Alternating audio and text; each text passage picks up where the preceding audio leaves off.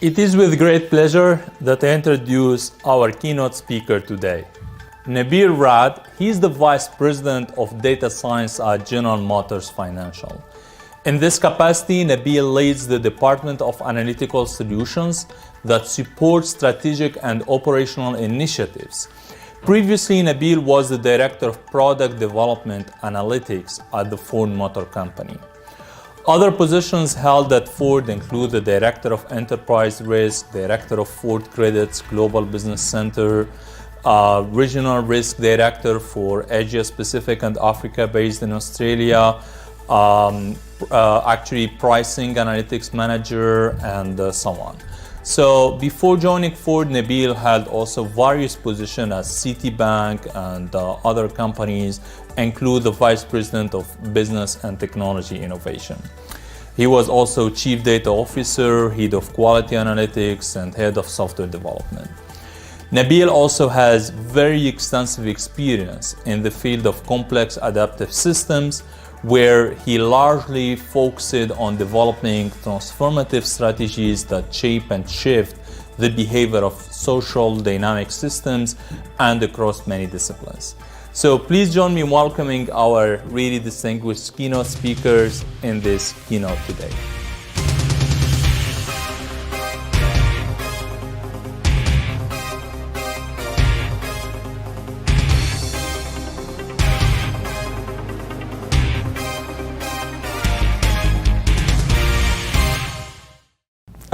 Thanks a lot, Nabil, for accepting our invitation and being with us in this Dearborn Artificial Intelligence Research Symposium. We are really honored to have you with us. So, Nabil, you'll be talking about really an exciting topic about creating this transformative data science organization, which is a topic that many of the audience actually are looking forward to it. So, Nabil, it's up to you now.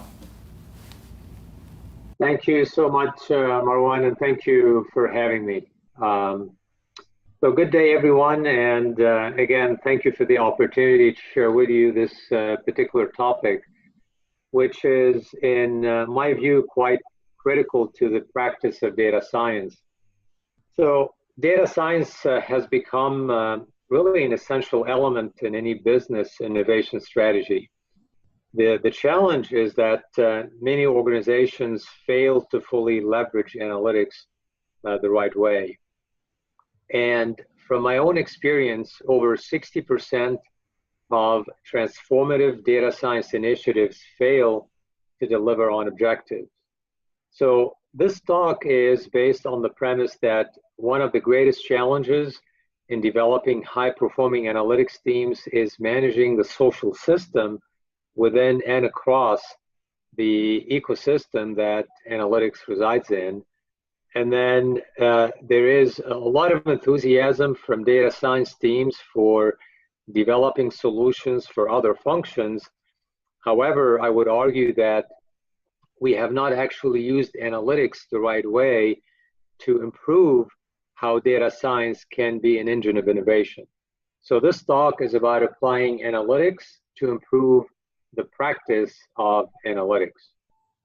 And what I will share with you is one of many experiments we conducted over a 2-year period with a large data science group of about 700 people. And so I'll talk about the methods and the analytics at a high level. And then this work is used really, again, to improve analytic practice.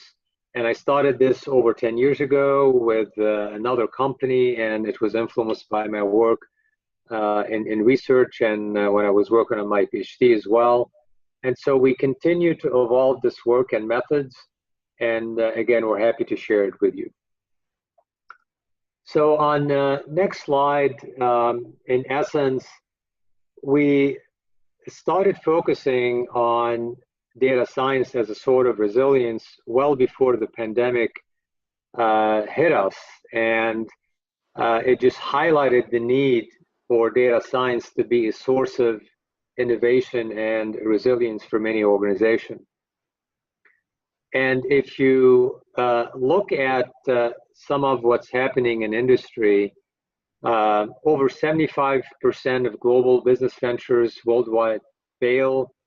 The rolling 7-year average tenure of companies in the S&P 500 has been declining from a high of 37 years in 77 to 23 years in 2017, and it is expected to decline to 12 years by 2027. So very volatile environment. Companies are 6 times more likely to fail as compared to 40 years ago. And in essence, many organizations, almost 80 to 85% of organizations have invested heavily in data science, but only 2% recognize transformative benefits. So that's the challenge we're seeing. A key element in the organizations that have succeeded is that they focus a lot on promoting collaboration within those data science team and within those organizations. And so that'll be a key area of focus. So in essence, what we're doing here, we're saying that we do have a resilience problem in large organizations in particular. And to develop this resilience, organizations are attempting to grow their data science teams. And results are not very encouraging. A lot of companies are not happy with their investments in data science. And the failure rate is about 60%, which is obviously not acceptable. Now, one of the, again, reasons why we need to focus on this research or on this aspect of analytics is that resilience is a key problem today. And this is just very quickly, I won't go into it in a lot of detail. This is a survey that is conducted by North Carolina State University and Protiviti, and they publish every year their top 10 risk list. And in recent years, and you can see here 2018 and 2019, the common thread across all of these risks is that resilience is a problem, right? Whether you talk about the speed of disruptive innovation, the ability to use analytics for business transformation, the ability of the culture to drive change. So there is a problem of resilience that the techniques and methods that I will mention address in a very big way. And so today there is really an absence of studies and evidence from practice relative to how data science can be used as a strategic capability, in particular when it comes to actually driving organizational resilience. And so I will be introducing some topics or some keywords just to make sure we start from the right level of understanding, if you will. So one of the things we will introduce in this talk is the concept of virtual mirror. And in essence, a virtual mirror is a social network visualization of our own communications as individuals, and as teams. So the idea here being that if we are exposed and if we see our own communication patterns, our behavior will change as a result of that exposure. And so we coined a term called virtual mirroring-based learning, which is the discipline of applying different techniques to provide virtual mirrors and to drive a change in behavior toward the right level of collaboration that is needed for the organization. Resilience is the capacity of a system to actually learn and survive and adapt under severe periods of turbulence. And the other concept we are introducing is what we call resilience-based work styles. And in essence, what those are characteristics of people who bring a certain element of resilience to a team. And in essence, what we're trying to do here is determine the different types of characteristics that are needed on a team. And this will come in probably a little bit more into focus as we get to that topic later in the discussion. And then, innovation and then collaboration, key terms, just to make sure we start from the same page. So what we'll do in this discussion, I'm going to focus on two key questions. The first one is the effectiveness of virtual mirroring-based learning, and the other one is how can you use network analysis tied to a change in behavior, and in essence be able to use network science to drive resilience in organizations. So we'll start. I'm having some problems here. We'll start with the key question here, which is, which virtual mirroring-based learning intervention is most effective in influencing change in collaborative behavior? And so just to walk you through the approach we took, we in essence conducted a baseline survey, and based on that survey we analyzed the data and we created interventions. We implemented those interventions, we implemented them, we monitored the environment for any changes that could impact the experiment, and then we conducted another survey, and then we analyzed the results of those surveys. So in more detail, here's what we did. We started with a survey that asked participants three key questions.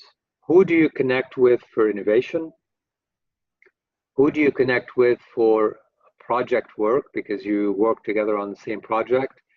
And who do you connect with for expertise? Also in these surveys, we provided a set of questions that help us measure how individuals work from a resilience point of view. And I'll talk a little bit more about that. And there were some other attributes, region, salary, where people work, grade, etc. And so what we did, based on the survey, we established 3 virtual mirrors, which I will talk about, and then we evaluated the effectiveness of these mirrors. But the point to keep in mind here is that the survey had 2 sections. One that, in essence, helped us develop the network of individuals and how they connect with each other. And the other one are questions about work styles. And so what we've done there is use factor analysis to try to understand what are the concepts that we can derive from these questions about resilience. So let us focus a little bit initially on the virtual mirroring-based learning interventions. The first one, what we did, we basically had a group A be exposed to intervention 1, which is a static network. And in that network, we gave them a view of their own metrics. Who do they connect with? Some basic social network measures of centrality, of how they connect with each other.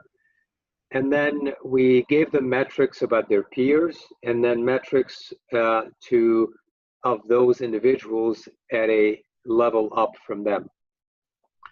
This was sent to them via email, very easy and very quick to understand. It basically gave them a comparative view of where they stood. Obviously, it's very static, so that's the limitation, but the pro is that it's a very easy picture for them to understand. The next intervention was a dynamic network simulation, and in this case, we used a simulation to basically not only give them the same metrics that we gave them in the first intervention, but we gave them a tool to run what-if analysis. And in this case, we used a combination of system dynamics modeling and an AI techniques to basically forecast where a person's network is likely to, how it's likely to evolve. And the simulation also through AI techniques was able to tell them what will happen to that network over time and whether there are some points of failure in that network. So in other words, if you take one node from that network, what does it do to its robustness? And in the process, we were able to provide a measure of influence that that individual would either have or not, based on how their personal networks will actually evolve. Now, the key here to remember is that this was an application. It's actually a little bit complex. You need to train people on how to use it. So obviously the adoption rate of the simulator is a little bit lower than what you would see, for example, in the first intervention. And then the third intervention was based on taking a person's email data, their team messaging data, and providing them with a network of their interactions over several months. And so this was a live feed, giving them real-time data from their own communication applications and giving them the ability to inspect and learn from that interaction. And it gave them metrics such as how long it takes them to reply to a person. So they could look at a particular node and say, well, for this node, it takes me about, on average, 2 minutes to respond, but for this node, it takes me on average about a week to respond. So the question is why? So again, this is a self-reflective tool that allows different people to be treated to different interventions. So in essence, we had 3 treatment groups and then 1 control group, obviously, to help us measure the effect. And so what we saw in the results is that if you look at the static dashboard, we have seen people actually, after 1 year, improve, in particular in the expertise network, improve their centrality. They became more influential and more important in the network. However, if you then filter the results based on those who have actually spent between 30 and 60 minutes using the tools, then the simulation becomes more dominant. And so those who have invested time and effort in using the simulation, they actually were able to benefit more even in terms of their centrality and their influence in the network than those who were using the static dashboard. And then those who used the tool weekly over the 1 year period, basically they were able to change their behavior in a much more powerful way because of that consistent exposure day in, day out. So there's always this kind of feedback loop mechanism telling them how their interaction and how their communication is impacting their influence and their ability to connect with others. And then obviously I'm sharing here some selected information, but one interesting finding from this particular work is that those individuals who have, if you look at this graph rather, it's actually organized by level in the organization. So those who let's say either at the manager, the director, VP, SVP level, they are to your left of the screen, and then going down levels in the organization. And here we're measuring the effective size, which is the ability of a particular individual to connect multiple people who are not yet connected, right? So the higher the effective size means the higher the ability of that individual to connect multiple people who are not currently connected. And so as you can see in this particular case, those individuals who are in higher levels in the organization have a higher level of effectiveness. So they're able to influence more. And this led, in this particular case, to work to help improve the effective size of a lot of data scientists so that they became more influential in the process. So that was the first section of this analysis or this work. The next one, we talk about resilience. And then the question here is, again, how can you take a concept of resilience and make it operational using network science?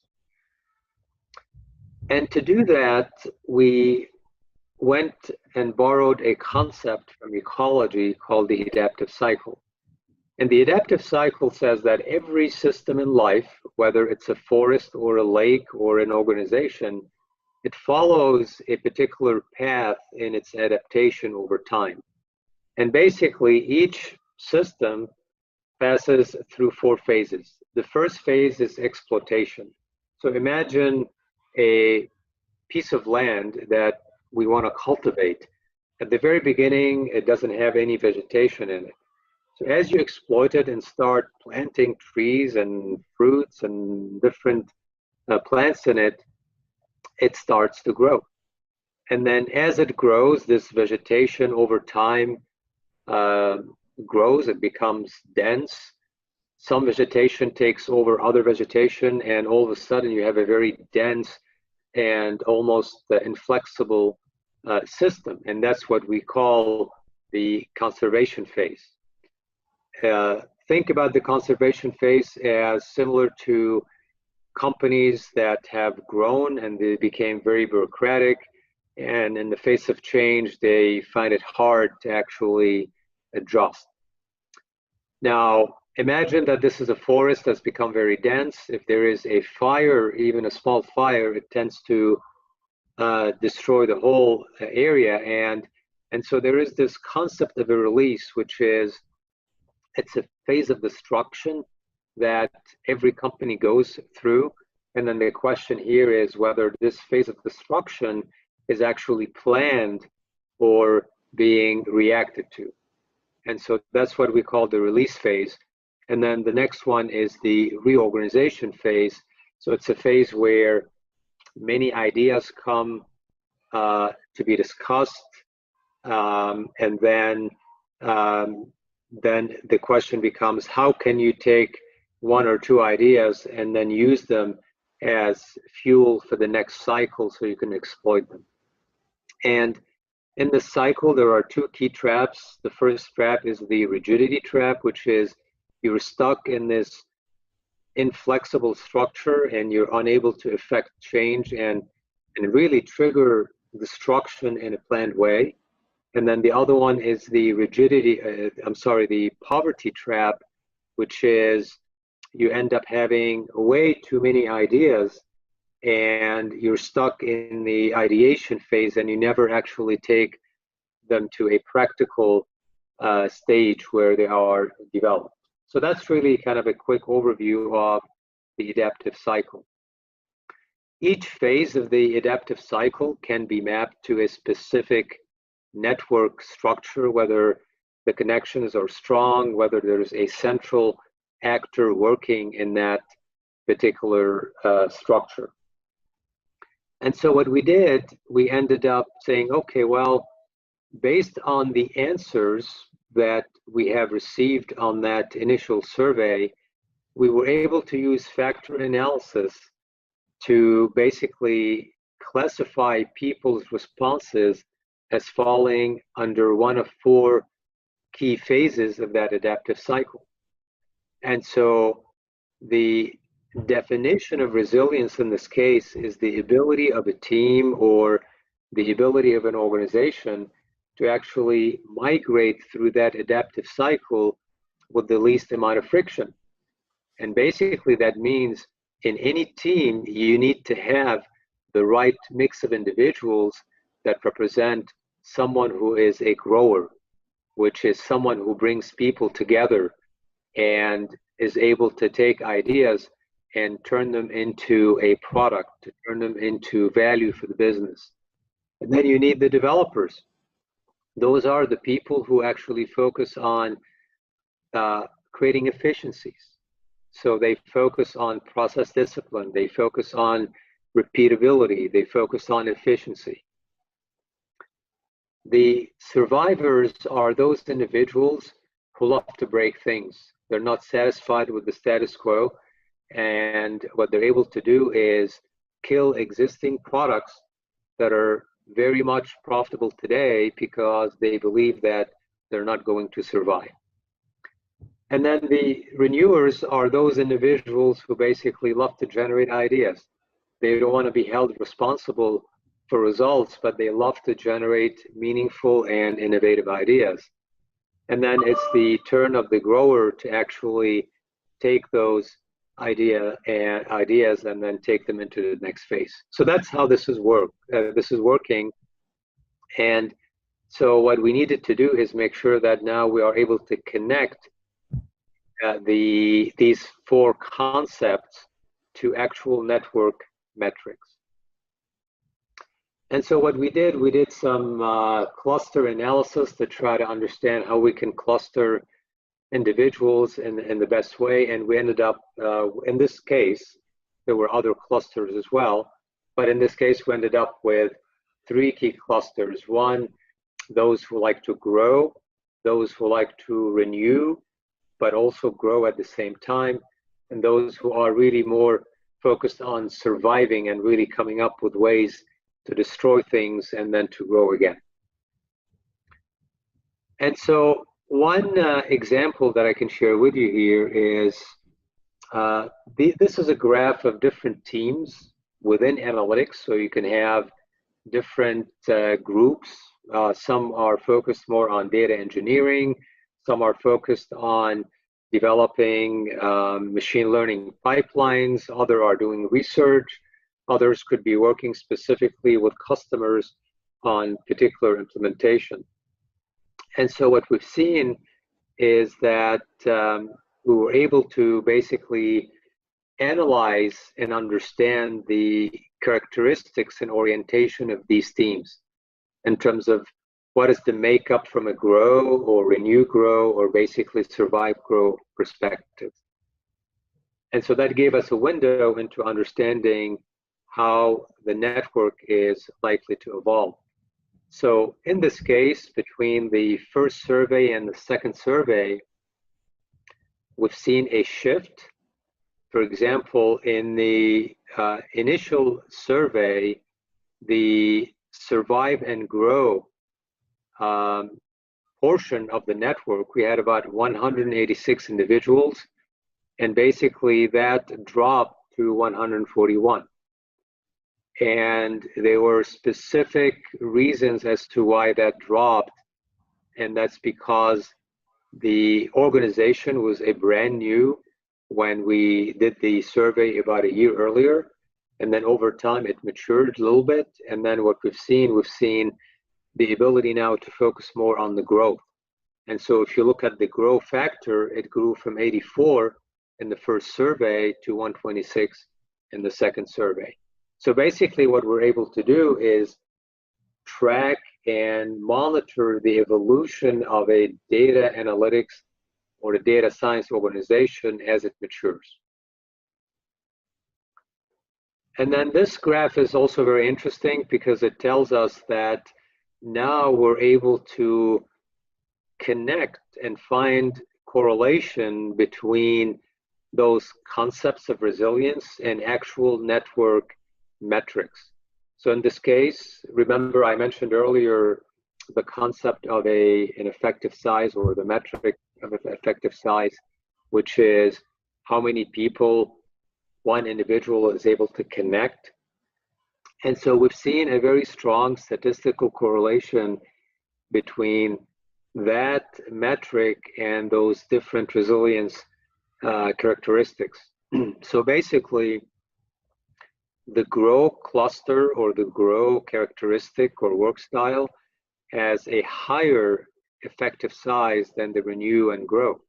And that makes sense because the growers are people who bring people together. So they're able to connect people. These are the connectors. And then the renew grow has a lower effective size because those individuals tend to generate ideas and lead them in some times, but in other times they tend to actually follow and support others. So their networks will kind of rotate between being a connector to being a contributor. And then the survive grow, these are people who like to improvise. They tend to like to operate individually or in small groups, and then their effective size is lower. There isn't anything inherently bad or good about each of these styles. It's a question of how do you combine them together to create resilient analytics teams. And so the key takeaways from this work is that mirroring influences collaboration, and we were able to validate that and be able to trace how people act as brokers in the network. And then we were able to basically determine and demonstrate that innovation management can actually be designed and can be used as a practical tool for developing very strong and very flexible and resilient data analytics organizations. Now, obviously, in doing all of this, we wanted to make sure that we protect the data. We were using a lot of sensitive data, from emails to surveys to text messages, and so it took a while to actually get support from leaders in these organizations to actually support and have confidence in our abilities. And so initially when we started small with a few experiments. This is one of the larger experiments we conducted, but I cannot emphasize enough the importance of creating this data protection capabilities and trust in the ability to protect the data. And so this is really it. Just wanted to share with you a little bit about how we can use analytics for the sake of improving analytics as a practice. And you know, I'm reminded of a definition of leadership that says that leadership is the capacity of a community to create its future. And in that sense, leadership is collective. Leadership is about collective intelligence as opposed to individual intelligence. And in this case, we were able to basically prove and develop tools to demonstrate that we can actually grow that and influence it.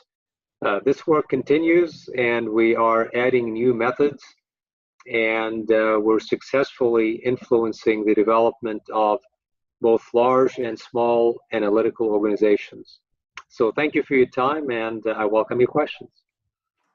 Thanks a lot, Nabil. Really very insightful talk, and I really liked a lot the perception that you are bringing actually within your keynote, because during the previous days we have been talking more about the perception that is a little bit more related to technical aspects and beyond. But what you are showing here is more like also the human aspects of also collaborations, and looking to that dimension is also a key in order to ensure probably the use of best practices when we are building data science organization or building this kind of pipeline. And here I want to probably interact with you with two questions, while probably the audience are already asking many questions through the chat box. So what I want to ask you is first about this actually acceptance of these models, like where you show the importance of collecting data about the collaborations between people and their impact on the organization and so on, because I have seen with my team when we worked on this with several big companies, more on the software side, but it's exactly the same problem about the software analytics data, that we have seen sometimes some resistance to even accept some metrics. Like when we talk about expertise and innovation, it's sometimes a little bit hard to formalize it in a way that people will even accept it. Like some example for that, when we talk about development companies, like software development companies, some of them may say, hey, you are collecting data about the number of discussions, comments, who answered to the questions, who asked questions, but sometimes, or most of the time, I could meet with my colleague to solve the problem. So this kind of data may not exist on your side, but I was sitting next to him and I was solving the problem for him. So you may not capture this data for example, in your model. So what's your perception on how we can build a model that could be trusted by people and organizations when we talk about models for collaboration or expertise or innovation in general?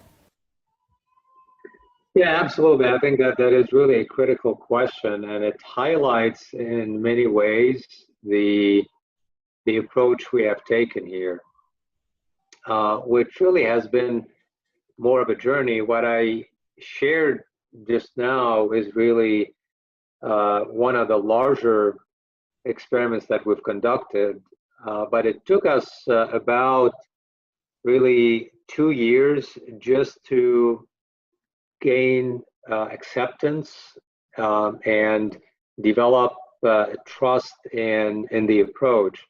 So initially, when we presented this idea, there was a lot of skepticism and a lot of questions, and people really weren't bought in.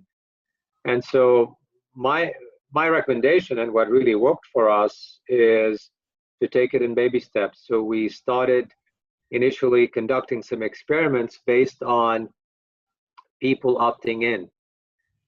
And we started very small. We developed one experiment. People opted in because they were actually curious to understand how they communicated. And so with each baby step, we provided more evidence. We actually, from the very beginning, implemented checks and balances. So the data scientists who were actually analyzing these networks and developing the interventions and developing the AI capabilities to analyze the networks only worked with anonymized data. So the HR team actually developed the data preparation scripts, if you will. They ensured that all the nodes are encrypted, that, we can refer to a node uniquely, but the name is not in there, and there's no way to reverse engineer it. So this separation of duties from the very beginning and having HR be involved in that process created some credibility. And then as we took it and made it wider in its scale of implementation, there was definitely more and more support. The interesting is that obviously initially you have to be very patient, and you have to, one of the things that I did personally is that for the key executives in the organization, I would on a regular basis just send them research results, or hey, company X is doing something similar, or company Y has done this type of work. So I was able to develop a network of implementations with other organizations, and I used that as evidence. But it took about 2 years to actually convince people to support this initiative. It is not easy. But this separation of duties within the organization helped quite a bit. Yeah, thanks a lot, Nabil. You actually answered partially my next follow-up question, which is actually what you just mentioned now, because our experience in general when we work on this kind of projects, we found that executives in the companies like yourself as a vice president understand the values of this type of analysis and type of projects and so on. But we found that when we talk to a lower level, like managers and so on, they may create this kind of resistance to actually, execute this kind of projects. And I really liked your approach that you said, and this is what we have seen in practice, that you show other companies, they did this and they are doing that, so why not to try it here? So what's your perception on that point, that, or your beliefs in terms of these projects in general are mainly championed by executive, but spreading, this process and the organization and showing the values is also a key in order to deploy it later and so on, and especially explaining to people why we are looking to this data, because sometimes I can give again the example of software companies, like for example, whenever a bug happen or something bad happen, and people, they try to take it as group responsibility rather than individual responsibility.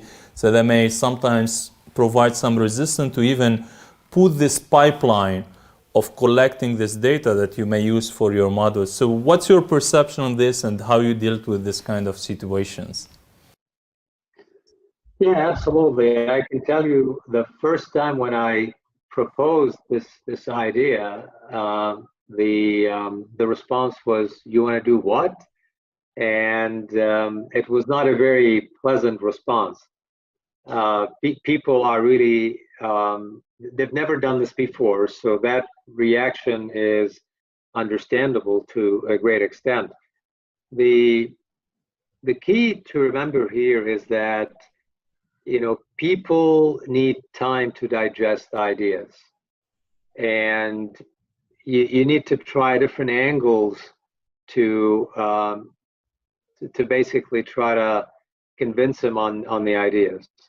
And I never took the initial response as a flat no, no way, we're never going to do that. It was a clear no, but I didn't take.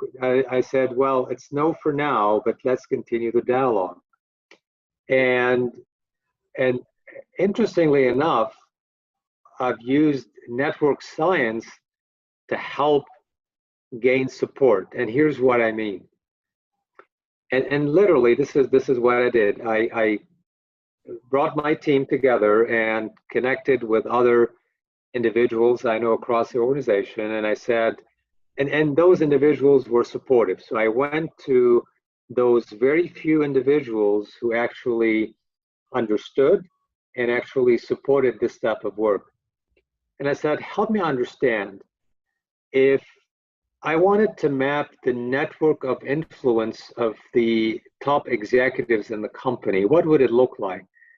Who is basically open to these ideas and who is able to champion and influence others? And so we actually developed on a piece of paper manually, just a diagram of the network of the executives in the company. And basically they had two attributes. One is whether they are flexible in basically understanding in new technologies and maybe innovative ways of doing things. And the second one, whether we can rely on them to be champions for us. And so we identified those individuals, and over 2 years, we would be working with these individuals to help educate them more, to get their perspective. I mean, a lot of the ideas that we ended up implementing came from them. So basically, we created this ownership from these key influential individuals. And then the more we worked with them, the more they were able to become a voice for us. And over time, they were able to influence those who we could not influence on our own. And that's how it worked out. It was truly an implementation and network analysis to help us get to the point where we did this kind of mass network analysis across the organization. But obviously, initially, we did it with a pencil and paper. It was very manual and just based on our collective understanding of individual personalities. But it shows you that even a process like that has its own benefits. It doesn't all have to be massive amount of data. So I hope that answered your question. Yeah, exactly. Thanks a lot, Nabil. Really very insightful. I mean, keynotes, and thanks for this bringing this perception, which is very important for organization to put in the right process for data science. So thanks again.